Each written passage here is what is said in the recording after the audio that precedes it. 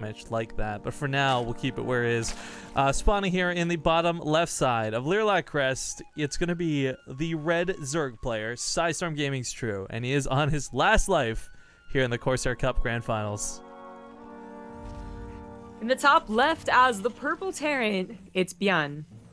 Now let's talk about the times ByuN has actually lost, right? I can't cite every time because they're so rare that we haven't seen them all. But we saw ByuN in Reality have a pretty nice back and forth series between them. Reality seems to be one of the few players that can keep up with him on a very consistent basis. But that seems to be exclusive to TBT because Reality's not been showing so hot in the other matchups. The other time was, of course, TY and that Shoutcraft. But that was, I think, wasn't it like a best of 7 or something? It was a really extended series as well.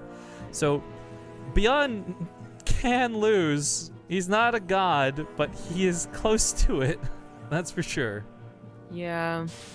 The other times we see him actually lose too, we've talked and joked about whether it was like on purpose for showmanship or not, because there's a lot of times we've actually seen ByuN in the finals of Alima Leagues start off 0-2 in the series and then come back to win it 3-2. And that was almost every single time. We've actually not seen ByuN lose too many matches, much less series. I guess that's just him evolving, though. He's like training in the hyperbolic time chamber, so. He's too good. He is seriously too good. Yeah, well now. But here's what blows me away, right, guys? I recently started getting to know ByuN a little bit better because we've been seeing him more in these tournaments. So you're talking to him, getting to just ask casual questions here and there. And one of the biggest ones we constantly get asked is like, why doesn't ByuN stream anymore? And I'm actually really curious. And I've been on this mission to find out and try and make him stream. And we actually saw there's a Twitch channel out there. It's a fake Twitch channel just called like X Team ByuN or something. That's not him confirmed at this point. But the point is, he feels underconfident, which blows my mind. Like, how? How do you not feel confident about your gameplay? Like, don't bullshit me. What the fuck is the real deal? Because goddamn, when you're this good at the game, there's no way that's a legitimate excuse. It's like who was it? Like Aubrey Hepburn or whatever says that she never felt beautiful a day in her life. Oh, what a crazy, it's like ByuN. What a crazy broad. Oh my god. I can say that never because felt she's good from at the this 20s. game a day in my life.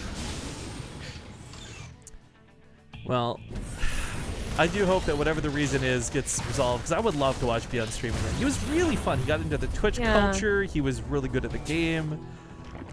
It was just so consistent too. Like, it wasn't consistent like I'm going to stream from 4 to 6 every single day. It was just he was streaming so damn much. You knew if you woke up, or when you went to sleep, when you woke up, he'd still be streaming. It was so insane. Yeah, I know half a year ago or whatever, Crank had actually asked ByuN, why don't you stream anymore for us? And his answer was that he was too addicted to streaming. And that's actually something that seems a lot more legitimate than like it's ruining his life and his sleep schedule. Then I don't feel confident enough to stream. But then now, like being on a foreign team, he's on X team, even though he never actually like wears their clan logo or whatever. He's not gonna play in pro league, so like the consistency that we see is really just in these small scale tournaments, and it's so sad to see that. Yeah. Thank you, by the way, Huluvu SC for the 22-month resub, and thank you for having an easy enough name to pronounce. Yes, thank you. We really need some more John Smiths to sub to the channel. That would be great. That'd be Jane Does. Some James, some Johns, some Ricks. Those are easy names to say. So ByuN goes for Hellion Banshee, very old school, Heart of the Swarm. It is just a secure build against what most are doing now, which is like opening up with roaches. But True really hasn't been opening up with roaches. He's added them on later, but it's not something where you, you know, playing him so much has told you he's going to try and roach rush you all the time. And in fact, it's going to be a 2-base Lair and Spire, and that actually shuts down Banshee openers pretty hard. ByuN only went for 1 Banshee, though, without Cloak, so not nearly as much invested into it. I feel very few people are going to understand this reference, but just grabbing this out of chat, Ho Muffin, I think hits the nail on the head. ByuN is One Punch Man. Oh my god, it's so true. I sort of get it. Alright, I actually, you know what? ByuN might be as powerful as One Punch Man, but I don't think ByuN has the humility nor the, I'll say intelligence in air quotes of One Punch Man, Saitama. How are you talking about the humility? He doesn't think he's good at this game. It's not the same though. I can't think of a better word for the gap of what I'm trying to think here. But Anyways, Liberator's coming up next. We got a turret for security as well. Hellion's on the ground. Yeah. You know what we should do? We should be like, look, ByuN, you're not banned from our tournaments, but you have to find a way to make mech work or you can't play. Wow. Force him to innovate. But if he does win, I feel like we have to give him extra money. It's like the bonus objective. You get extra experience points. You know, I would legit be down. I bet you we could crowdfund a couple of bucks for that too. Like, I guarantee there's people in the audience who would throw in like $10 here and there to be like, look, here's the bonus if you can win with mech. ByuN was never that much of a mech player, even Heart of the Swarm. He could do it, but he didn't do it very often. His strength doesn't come from, like, I think being a super smart player. It comes from his multitasking, his control, his ability to throw around like mechanics. 5 meta. So yeah, he started off with mutas, but only 3. That was a super depressing amount. It's almost like a fake, and usually fake spires aren't worth the cost of the spire. But we'll see if he adds on corruptors later on. I have to think that he, I have to assume that he will. Going for Ling upgrades, just getting that Roach Warren apparently for those 8 Ravagers. It's really what True likes to do, and it's not like those Ravagers are bad. They do have their moments, so being able to push back an army by themselves, you know, the 2 drops or whatever. But obviously other parts of True's macro game are lacking, otherwise he wouldn't be down 2-0.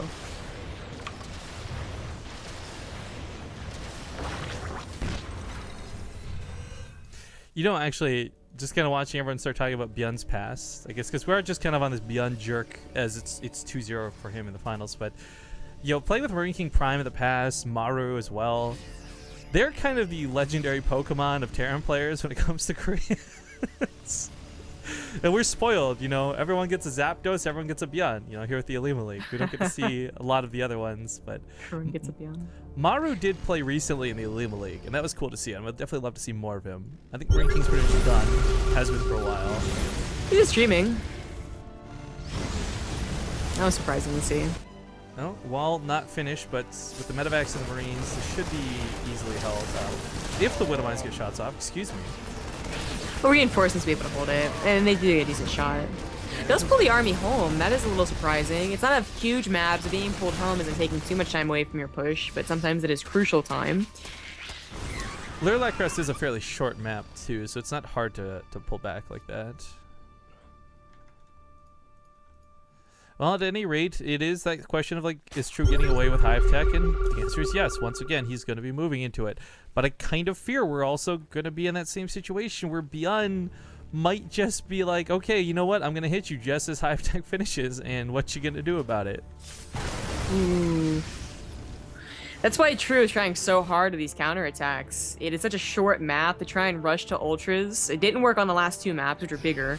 It's probably not going to work here, although we'll see. But if he can get a lot of counterattacks in and buy like a lot of time, maybe it would. But that's asking for a lot. Once again, going for a much later Baneling nest than is comfortable for most Zergs. Zerg hooks will not be done for this push, and if ByuN knew that, he might be pushing a lot harder than he is now. Oh, Jesus. Oh my god, that was like 19 kills. For True's sake, that was... It's just Lings and you write it off as like, okay, these are expendable units, but unfortunately, his larva is a little bit more valuable than the Lings themselves, and to have to replace those is going to hurt. Now, he does throw down just kind of a line of stay away from me, Corrosive Biles. Does give him time to get those new Lings on the front lines, but Baneling speed not done yet. Another Widowmine pops off in the middle of the map. Drop going towards the main, and now that's that timing ByuN seems to be able to hit so perfectly. Executing this to the point where he's going to focus on that spawning pool. Not going to be able to get it, sadly. Pushing on the right side as well. Loses the drop of the main entirely. These drops usually survive and provide a lot of extra harassment, so... True already doing a lot better than I think those last 2 games. The Ultras carbon looks a lot scarier when you have all of this army still to support it whenever those Ultras do come out. Now he, I think, you know, he's doing a lot better a lot because he's actually trying to play that mid game. I mean, sure, the Bandits being so late was super scary, but ByuN couldn't anticipate that, so he didn't really press the issue. But he's holds off on 3-3 and Adrenal Glands to get the Ultras faster, which is a very, like, small change, but potentially a very important one. Because you get the Chitinous Plating, that's what really makes the Ultras, like, stupidly strong. The +3 Carapace can come later. Well, Push on the left side, lots of focus on the right. This is one of the downsides to Lirlac, where your bases are going to be really spread out no matter how you want to expand. So I don't know that True can expand left and right. You know, was Marine Lord was kind of showing us versus TLO recently as well the same dynamic where it's too hard to come back to defend the main if you're defending your furthest right base or even your third. Third base is under attack. So where the infestation pit is, ooh no. Oh wow. Yeah, I don't really blame True for not getting on top of that push. Who expected to come down right through the middle on top of all that creep. Oh, was that a pickup or was that the Widowmine killing all those units? Okay, I think it was a pickup. It looks kind of be like both. But of course dropping in the natural too, still dropping on that fourth base. But this is where, you know, I talked about it last game. We've seen games where, sure, the Zerg is being harassed. They might even lose the fourth base, but they still have a decent army of like 170 supply and a lot of ultras. They get that army, they start pressuring the Terran and being like, look, I can like win a fight. Then they're allowed to start taking the map, and we've seen that. We've seen ultra games turn into just like half the map covered in creep and all the bases taken for the Zerg, despite Terran's best efforts to drop. That's kind of where True's getting to. Like, he's finally getting that devastatingly good army of mass ultras and enough to support it, too.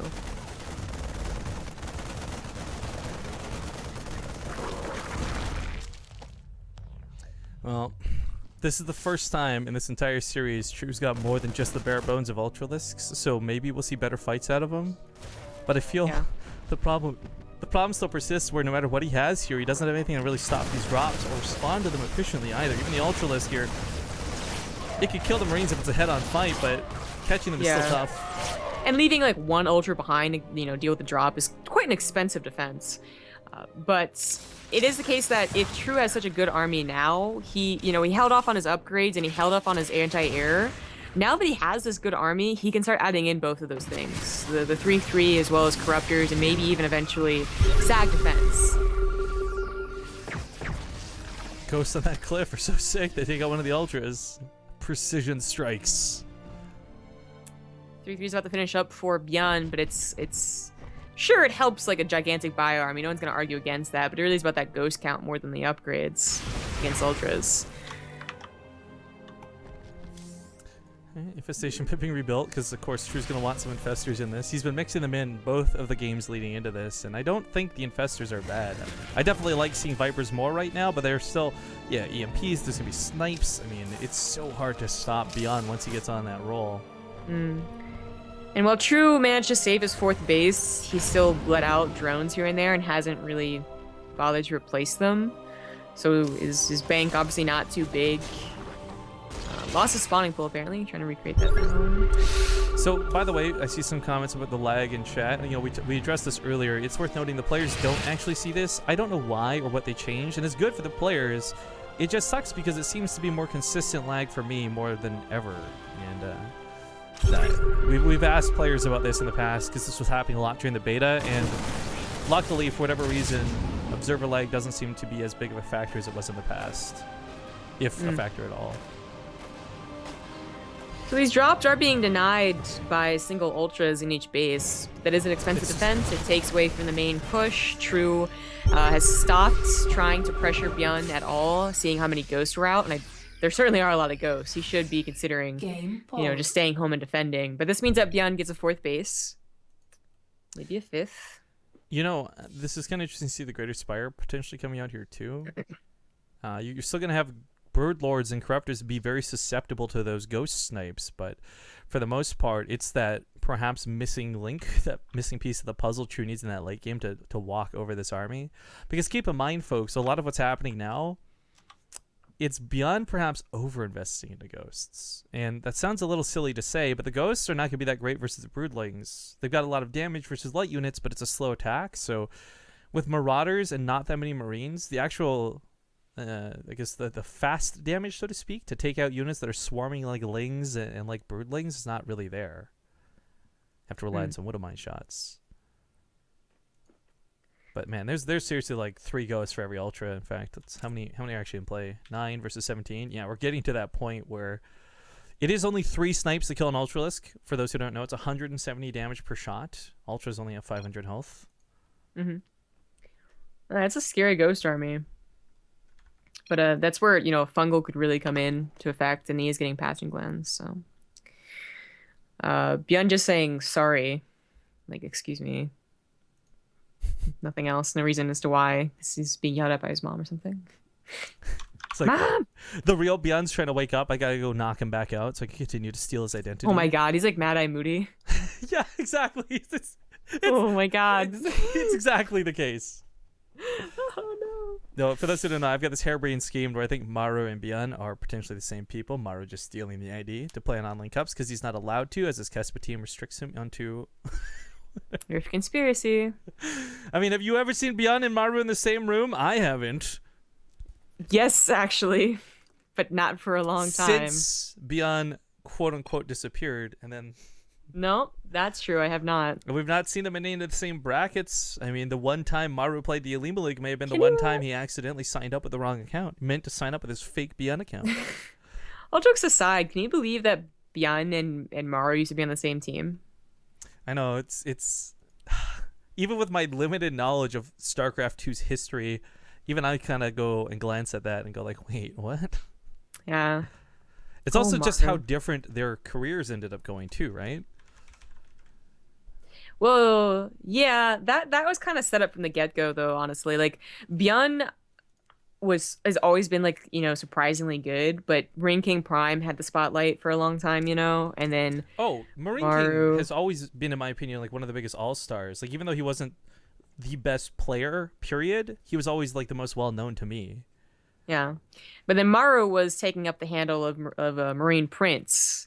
Like, ByuN is kind of that third Terran on Prime that like everyone realized was good, but didn't have a storyline. He was the third child born. It didn't matter how good he was. He was so far down the hierarchy. It didn't matter. It was more like he was the middle child, and no one cares about the middle child, That's true, actually, yeah. Okay, so. Yeah, Turtle. this chat definition is perfect. Tukes44 says turtling means you mask the super imba Terran turtle unit. Yeah, it's a secret unit just like the Terratron. It's unlocked only through a combination of codes entered in. Up, down, up, down. Down, down. Oh. Now, without those infestors, the ghosts will get shots off on not only the ultras, but also on the broodlords that True's trying to get to. That's what makes them good if you can get as many as ByuN was able to. Usually you're starved on money because you've been constantly trading back and forth, and it's really hard to actually get this many ghosts, but they are effective against both of these really high, cost endgame units. Yeah, and I mean, the disruptors being able to interrupt snipe, infestors, excuse me, en masse is very important as well. Oh, Jesus. It's trading out energy. Man, what is this? This is like reverse Wings of Liberty, trading out energy for units. There you go, just go shooting off. Yeah, this fourth base is absolutely dead. Even if the infestors were ready to go, they wouldn't be able to go through that choke. They'd have to do kind of like a sneak attack. And they do, I think that's the only way that True wins this. There's so many ghosts. I love how ByuN is using them too. Like, he realizes that they're stupid. If you guys don't know, there's a little bit of delay on the snipe now. So, like, anything that touches them, you touch me, and they stop. They stop doing the snipe. So he's keeping them behind the rocks to make sure that doesn't happen. That's pretty cool. The other thing too, and for those who don't know, you'll actually use the energy when you channel it first, so if it gets interrupted, there's no refund. Oh, this is where they panic out against broodlords, but there's so many of them, it doesn't matter. This was revenge for Heart of the Swarm! Blizzard, you took away Snipe! Let me show you what I've been waiting on for 5 years. Look how small the bio army is, like, though, without the ghosts. I know, the supply count's huge, but the actual army count's not. More snipes going off. One of my shots going down. This is ridiculous. The fact, like, this is what, like, again, ByuN makes Terran look so OP, but honestly, to see, like, even 8+ ghosts is supposed to be very rare. You're supposed to just not have that much money, like, concentrating back and forth. ByuN got away. It's so odd. You never say that you're scared of a late game Terran, like not touching a Terran. But apparently with Ghost and being ByuN, you have to be scared of letting them get away with an economy. I would not call it Terran. It is just straight up ByuN. That's it. It's the only distinction here. Snipes on that Broodlord. Interrupted by the Broodling. Yeah. There you go. But this, see, that's what I was talking about earlier too. Like the swarmer type units make it a little bit better, but Oh, he could have gotten the Corsair. Oh, he kills Corsair balances on Ultralisks. Oh no. Based on the left side's cleaned up by this army, I'm not going to call it a drop because there's no medevacs accompanying it. All the medevacs are over here trying to keep these very expensive ghosts alive, but ByuN still has a ton of minerals behind us. 4 ghosts at a time. And True is out of mining bases. His income's dropped severely because he's only on 3 mineral patches in his natural base. I love True to death, and I think he plays a very strong ZBT, but ByuN plays this far better. And this 3-0 is not so crazy to consider when you watch the way these games have played out. I almost wonder if there would be like a better, like HyuN style, just play the mid game on purpose, or go Nurchio, no upgrades, all Banelings, you know, like ways that we've seen this played in the past. 40 EMPs at like nothing.